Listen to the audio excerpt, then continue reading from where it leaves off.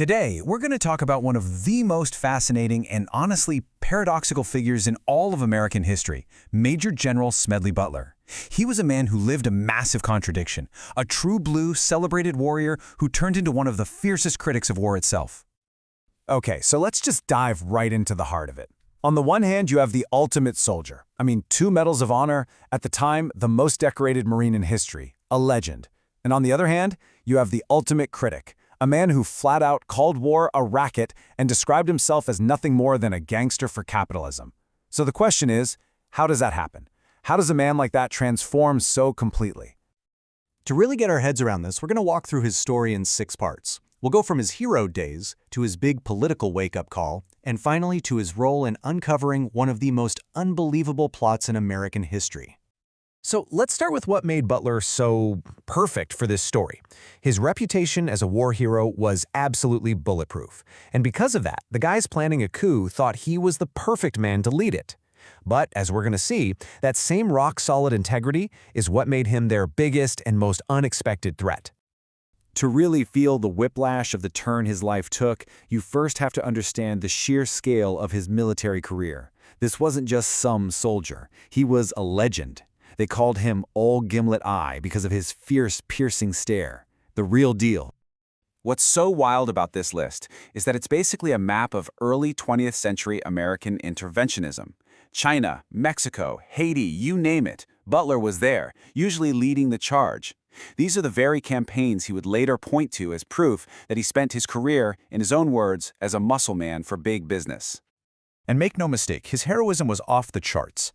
Only 19 people in the entire history of the United States have received the Medal of Honor twice. He was one of them. That puts him in an incredibly elite club. This guy wasn't just a good soldier, he was a national icon.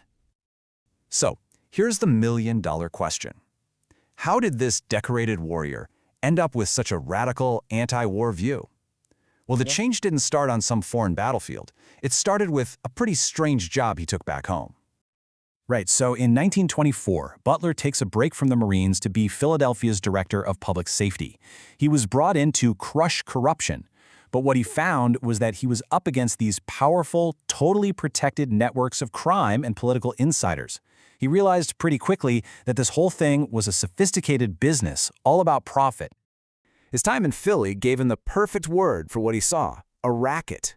He saw how this small inside group could manipulate the whole system for their own gain, while everyone else was in the dark. This idea, this framework, became the exact lens he used to look back at his entire military career. This quote just says it all. This was the core idea of his 1935 book, War is a Racket, and his argument was incredibly blunt. He said, wars aren't fought for patriotism or democracy. Nope, they're fought for the financial benefit of a tiny group of people, where, as he put it, profits are reckoned in dollars and the losses in lives. And his solution was just as radical as his idea. To kill the war racket, he said that before you can draft a single soldier, the government first has to take the capital, the industry, and the labor of the wealthy. His logic was simple. If you take the profit out of war, the whole racket just falls apart. Okay, so this brings us to 1933. The Great Depression is hitting hard, and Butler, with his massive reputation and this powerful new political voice, becomes the target of a truly unbelievable plot against the President of the United States. The context here is everything. FDR's New Deal policies were terrifying to some of America's richest and most powerful men. They saw it as socialism, a direct threat to their fortunes.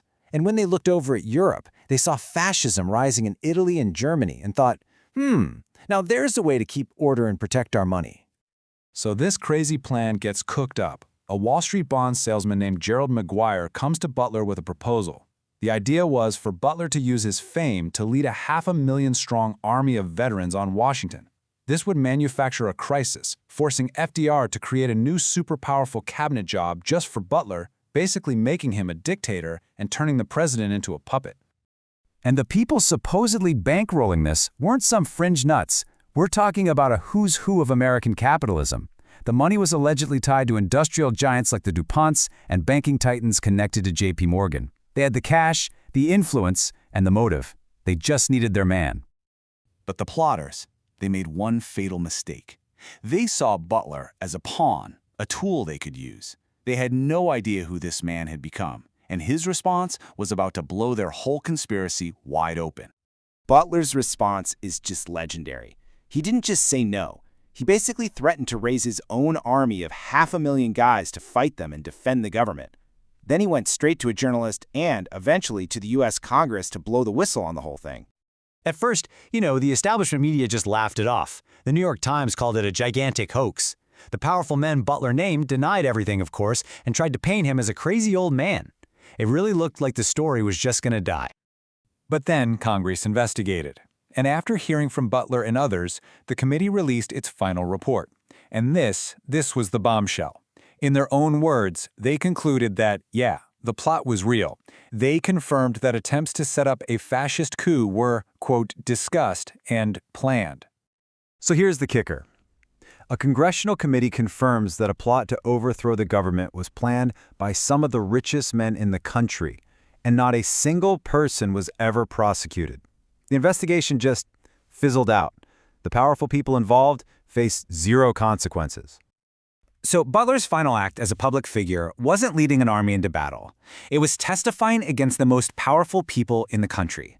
This moment cemented his transformation and left behind this really powerful and, frankly, unsettling legacy that still matters today. In the end, Smedley Butler took all that credibility he earned as America's greatest soldier, and he used it to do the exact opposite of what the plotters wanted. Instead of using it to help install a dictator, he used it to defend democracy from that very same inside group he admitted he once served. And that leaves us with the big question his story raises. The business plot isn't just some weird historical footnote. It is a confirmed case study of a plan by a wealthy elite to tear down democracy for their own financial gain. And it forces us to ask, just how fragile are our democratic institutions when they're up against that kind of concentrated power? It's a question that is just as real today as it was back in 1934.